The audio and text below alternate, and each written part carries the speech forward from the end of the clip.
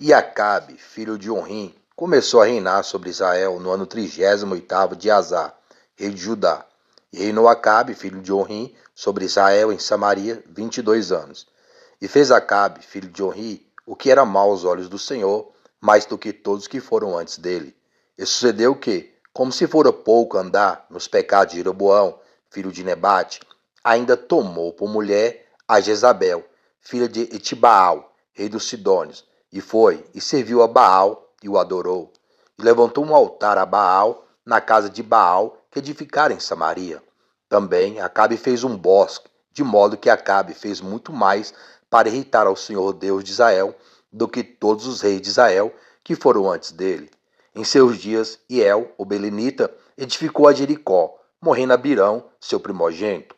Afundou e morrendo Segube, seu último, e pôs as suas portas, conforme a palavra do Senhor, que falava pelo ministério de Josué, filho de Num. 1 Reis, capítulo 16, versículo 29 ao 34. Eu publiquei um vídeo faz pouco tempo, tem uns 5 dias, falando que dentro do trecho desse vídeo, o vídeo se chama Politicagem no Culto a Deus. Aí tem um trecho que eu falo que pessoas que dizem ser de direita, ou se dizem ser cristãs, se elas são ou não são, eu particularmente não sei. Mas eu comentei que algumas pessoas falam isso publicamente, mas nos bastidores tem uma postura contrária àquilo que fala publicamente. A pessoa faz um discurso, mas quando vai votar as pautas, no contexto de ser uma autoridade, um deputado, ou mesmo um candidato para tal, a pessoa não é aquilo que se demonstra. Aí depois eu fiz outro vídeo, 2 dias depois, misoginia, sobre a misoginia, 2 pesos e 2 medidas, onde eu comento que pessoas votaram de direitas, que se dizem cristãs e de direita, que elas votaram, todos, unanimemente, no Senado, os que ali estavam, para a lei da misoginia, esquerda e direita. Não teve ninguém que foi contra, que indagou contra. Há uma pauta que é contra a palavra de Deus, a princípio, é contra a autoridade do homem no lar, é contra a masculinidade e todo esse contexto, onde uma mulher, ao ser criticada, quem a critica pode pegar uma pena de até 5 anos inafiançável, como se fosse racismo. A misoginia é ódio à mulher, mas distorcendo aquilo que se fala, pode trazer uma injustiça. E pessoas votaram aprovando no Senado uma lei que nem a polícia tem. Se você falar algo com um policial em serviço, desacatá-lo, a pessoa pode ser detida, não é nem presa, ela vai ser detida por desacato à autoridade. Mas ela chega lá, paga uma fiança, etc., ela não fica presa. Ela pode recorrer, pode ter um advogado, responder em liberdade, como tantos outros crimes que as pessoas respondem em liberdade. Mas se um homem falar que a mulher está menstruada, pode ser interpretado como misoginia, aversão à mulher ou algo parecido. A polícia tem uma prerrogativa dessa, mas a mulher tem dentro da criminalização da misoginia. E eu fiz esse comentário sem saber, quando eu fiz o vídeo e o trecho falando que pessoas têm uma postura pública, mas no oculto, quando eu falei no voto, é voto das pautas políticas. Eles têm uma postura contrária. Não havia ainda a votação. A votação foi 2 dias depois. Então eu não falei baseado naqueles que votaram a favor da criminalização da misoginia. Que depender do contexto, não é misoginia. É apenas a opinião de um homem. Ou aquilo que a Bíblia ensina. Mas as pessoas contextualizam para misoginia, para condenar aquilo que a palavra de Deus está falando, ou mesmo a masculinidade do homem. Passou 2 dias, teve a votação no Senado e foi aprovado por todos que ali estavam, direita e esquerda. E 2 dias antes, eu já havia feito comentários sobre tal, que foi confirmado nesse aspecto, mas tem outros. Eu fiz um vídeo no canal, outros vídeos que tem nesse canal aqui, de 5 anos a 10 anos, que tem aqui o vídeo, que eu falo sobre situações como essa, até do feminicídio, mas que eu já tenho entendimento das escrituras há vários anos. Quando o vídeo foi publicado, eu publiquei o vídeo há 5 anos, um exemplo, eu já havia esse contexto teológico há vários anos, desde quando eu comecei a meditar nas escrituras. E quando veio esse contexto para os dias de hoje, eu fico escandalizado porque já está nas escrituras. Tem um grupo intitulado Red Pill, um negócio assim, e eles falam coisas que estão nas escrituras, ainda que eles mesmos não saibam,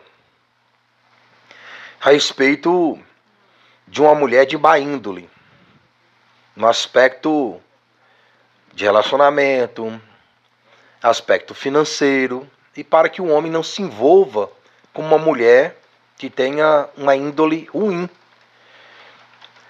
E eu fico meditando, fiz um vídeo falando sobre isso, como é que pessoas que estão lá, entre aspas, no mundo, que não tem Cristo como único Senhor e Salvador, estão pregando algo que os pastores e os pregadores não pregam, por causa do feminismo e das feministas que tem em algumas denominações.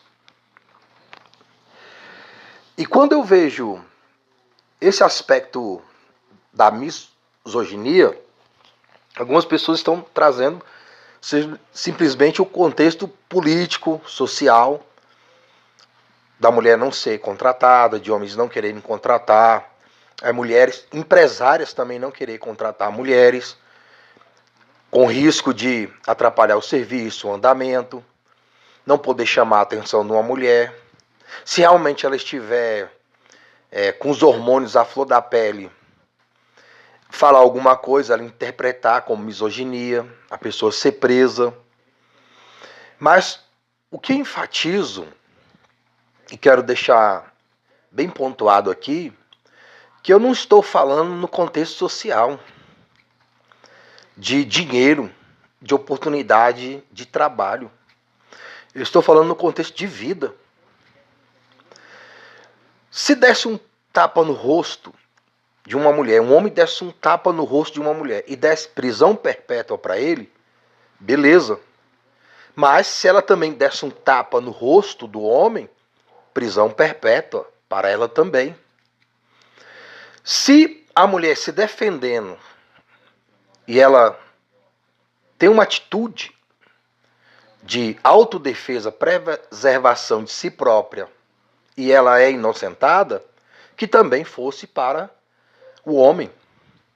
Que o homem também que se defendesse de uma violência de uma mulher, que também ele fosse inocentado. O que eu estou enfatizando aqui é justiça, onde o direito seja para todos os lados. Essa questão de colocar uma pessoa acima da outra, não é questão se a mulher vai ser demitida do seu trabalho, se ela não vai conseguir emprego, se ela não vai ter relacionamento, que eu acredito que seja verdade, pessoas terem relacionamentos e elas poderem serem presas se elas forem mal interpretadas, ou se a outra pessoa não tiver uma boa índole, ou mesmo a pessoa não conseguir um trabalho, um emprego, pelo dono da empresa, até mulheres não querendo contratar, com medo de uma mulher interpretar mal um colega de serviço. Não precisa nem ser o superior, o chefe, às vezes um colega mesmo ali, do mesmo nível de obrigações, e dá toda uma complicação com polícia, processo e etc. A pessoa não querer contratar, tem esse aspecto, mas o aspecto que eu falo aqui é aspecto que toda vida é importante. A pessoa faz um mal a uma mulher, tira a vida dessa mulher, aí tipifica feminicídio, aí a pena é lá em cima. Mas se tira a vida de um homem, a pena é lá embaixo.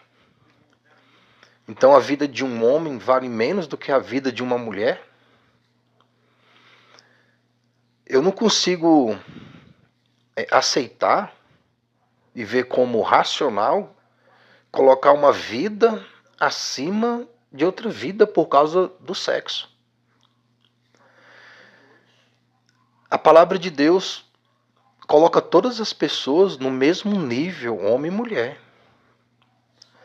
Quem crê em Cristo como único Senhor e Salvador será salvo. Quem não crê será condenado. Ali não é se é homem, se é mulher.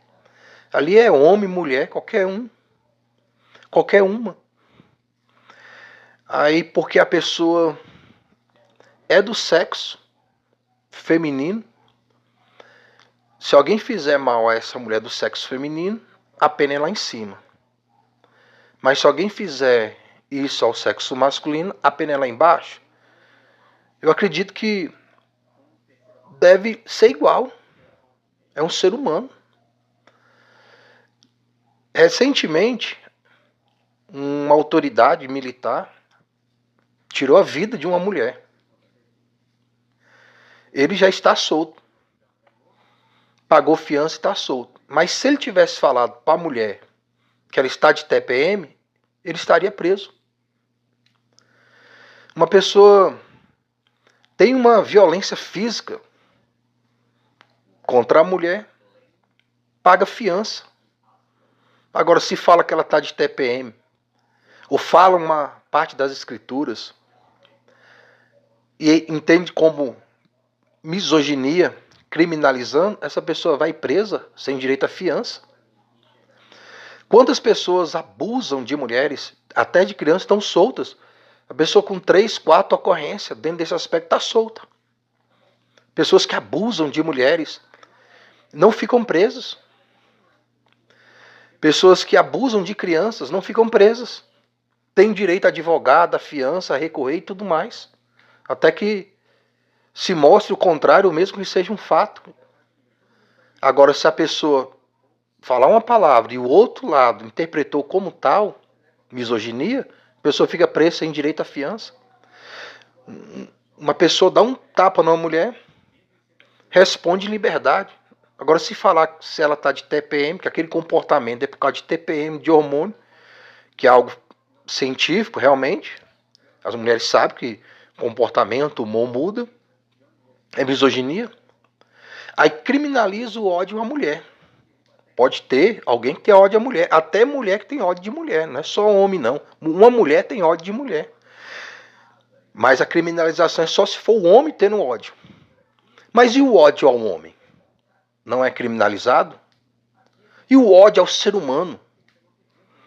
Se for criminalizar o ódio à mulher, criminaliza o ódio ao ser humano. Dependente do sexo da pessoa. Dependente da cor. Se a pessoa não gosta de uma pessoa que seja negra, então devia criminalizar pessoas que não gostam da pessoa que seja branca.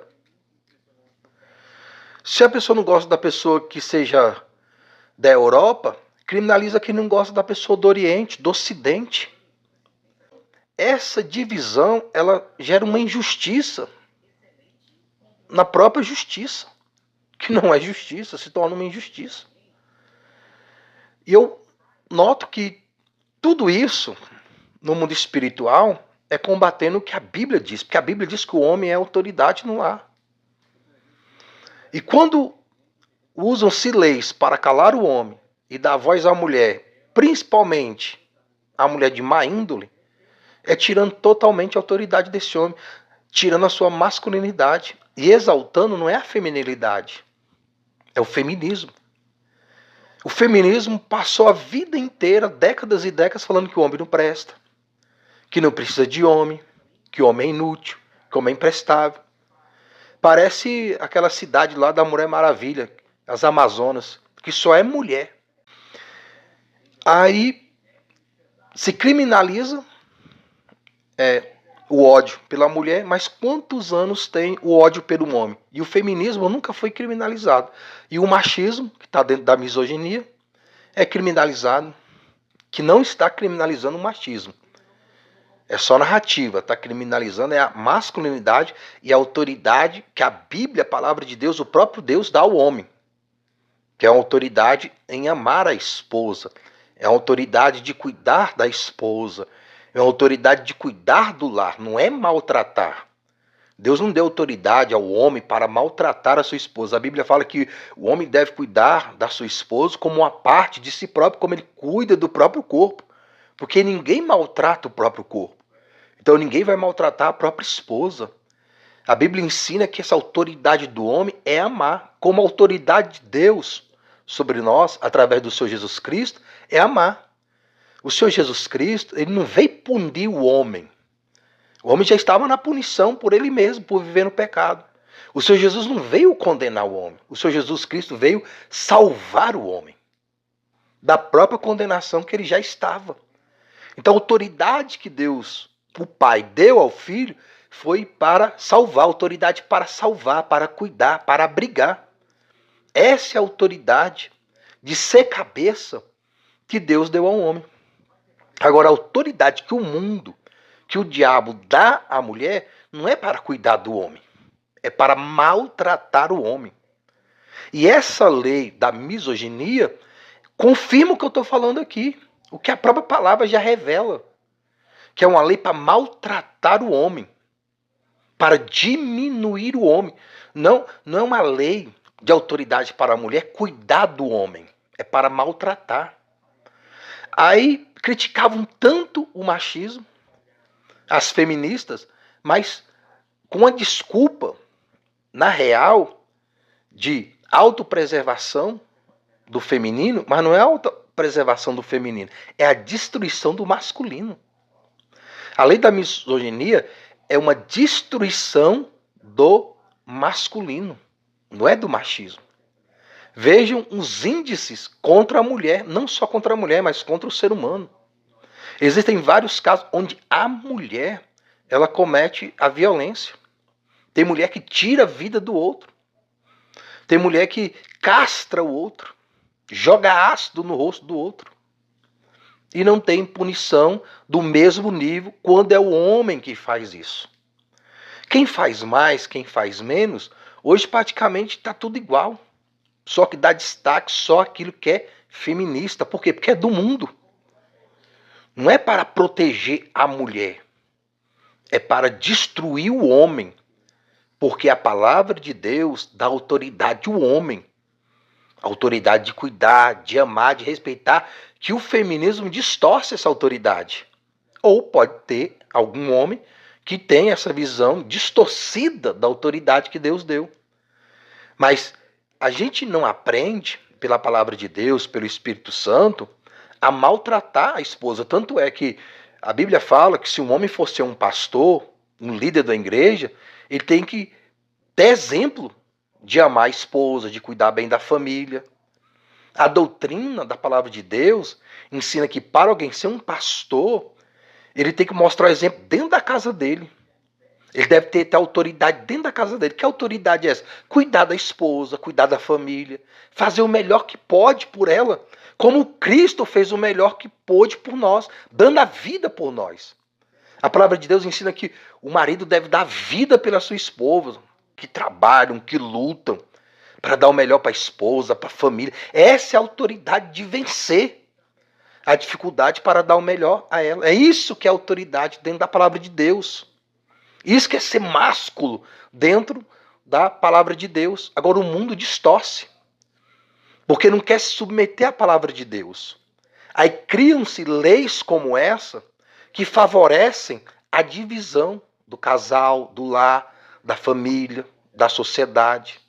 Não existe sociedade próspera com famílias destruídas, fora do padrão de Deus.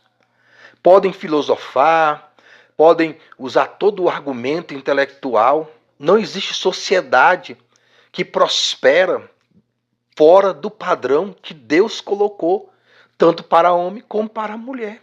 Ainda que sejam iguais, cada um tem a sua função dentro do corpo da sociedade, para o bem-estar da própria família e do próximo. Agora, criam-se leis para destruir a feminilidade da mulher e criam-se leis para destruir a masculinidade do homem. Daqui a um tempo vão estar lutando para criminalizar a misandria. A misandria é o ódio pelo homem. O feminismo, a feminista mesmo, ela tem ódio do homem. Ela tem ódio da masculinidade. E não é criminalizado, é até elogiado. É até louvado pelo mundo. Quantos anos louvando o feminismo? Quantos anos exaltando o ódio da mulher pelo homem? Aí alguns homens revoltados pagando a mesma moeda. Que a Bíblia também não ensina a pagar na mesma moeda. A Bíblia não ensina a pagar o mal com o mal. A Bíblia ensina a pagar o mal com o bem. Mas alguns homens, sem a orientação da palavra ou orientação errada, eles estão pagando a mesma moeda. A mulher odiando através do feminismo e eles odiando através do machismo. Mas se vai criminalizar um lado, criminaliza o outro também. Porque é injusto criminalizar um lado e não criminalizar o outro. Agora, é a solução? A solução está dentro da palavra de Deus. Pode negar o tanto quanto quiser. Eu lembro, desde a minha infância, desde quando eu era garoto, pessoas falando que o casamento era uma instituição falida. Pessoas que têm interesse pelo mesmo sexo, pessoas que não tinham interesse de casar e etc. Sempre criticando o casamento. E hoje eu vejo pessoas do mesmo sexo querendo casar. Pessoas que criticavam o casamento. Se o casamento é uma instituição falida, por que querem casar? Por que levantam a bandeira do casamento?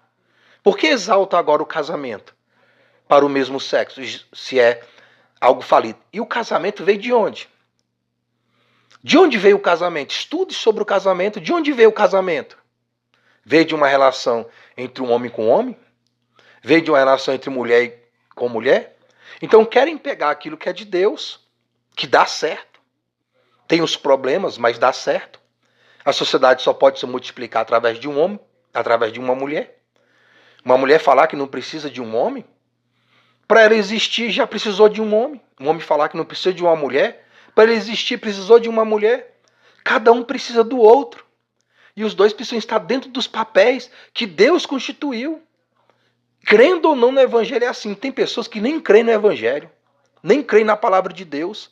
E eles vivem conforme o padrão de Deus, ainda que eles não creiam em Deus, fala que não creem em Deus, fala que não leem Bíblia, fala que não frequenta a igreja. E eles vivem dentro do padrão da palavra de Deus. Um homem que ama a sua esposa, cuida da sua família, uma esposa que cuida do seu marido, cuida do lar.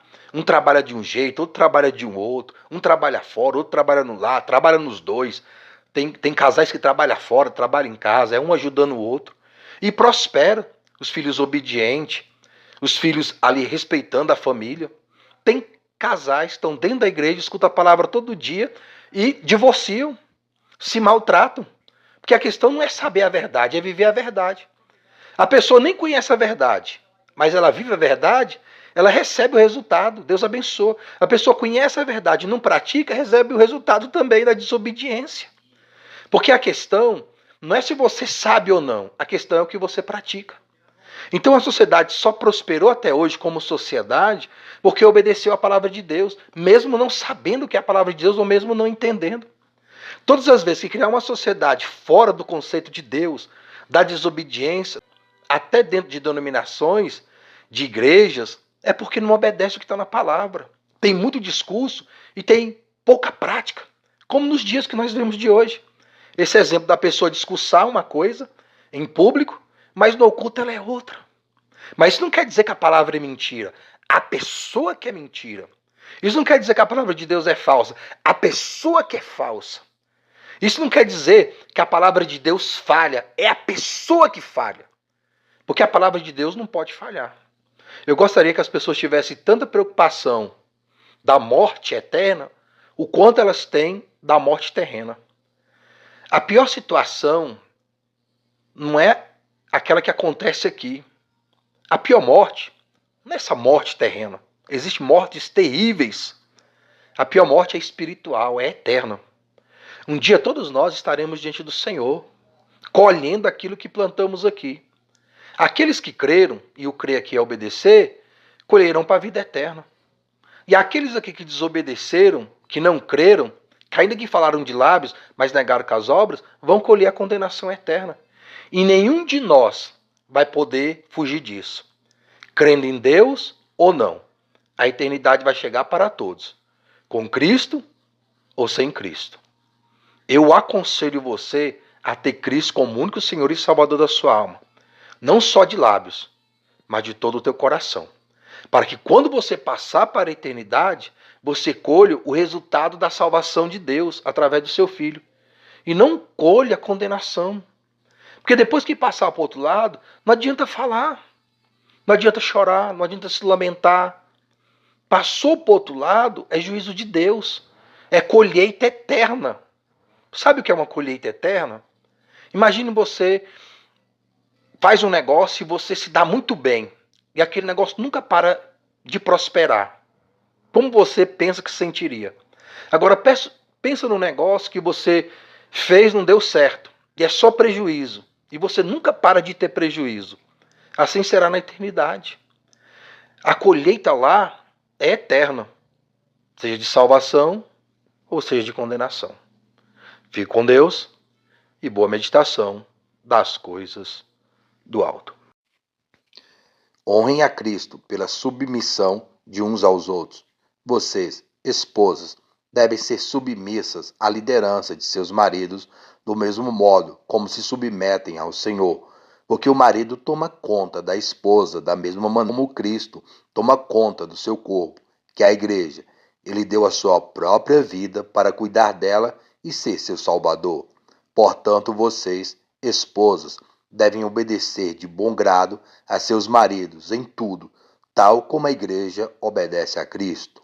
E vocês, maridos, mostrem pelas suas esposas o mesmo tipo de amor que Cristo mostrou pela igreja quando morreu por ela, para fazê-la santa e pura, lavada pelo batismo e pela palavra de Deus, a fim de que ele pudesse dar a si mesmo como uma igreja gloriosa, sem uma única mancha ou ruga, ou qualquer outro defeito, mas sim santa e sem nenhuma imperfeição. E é assim que os maridos devem tratar suas esposas, amando-as como partes de si próprios, porque uma vez que um homem e sua mulher são agora um só, o homem está realmente fazendo um favor a si mesmo e amando a si mesmo quando ama sua esposa. Ninguém odeia seu próprio corpo, mas cuida dele com todo o amor, tal como Cristo cuida do seu corpo, a igreja, do qual nós todos somos membros. Que o marido e a esposa são um só corpo, prova-se pela Escritura que diz: um homem deve deixar seu pai e a sua mãe quando se casa, a fim de que possa estar perfeitamente unido à sua esposa, e os dois serão um só. Eu sei que isto é difícil de compreender, porém é uma ilustração do modo pelo qual somos membros do corpo de Cristo. Portanto, eu torno a dizer: um homem deve amar sua esposa como parte de si próprio, e a esposa deve cuidar de respeitar profundamente o marido, obedecendo, elogiando e honrando. Efésios, capítulo 5, do versículo 21 ao 33.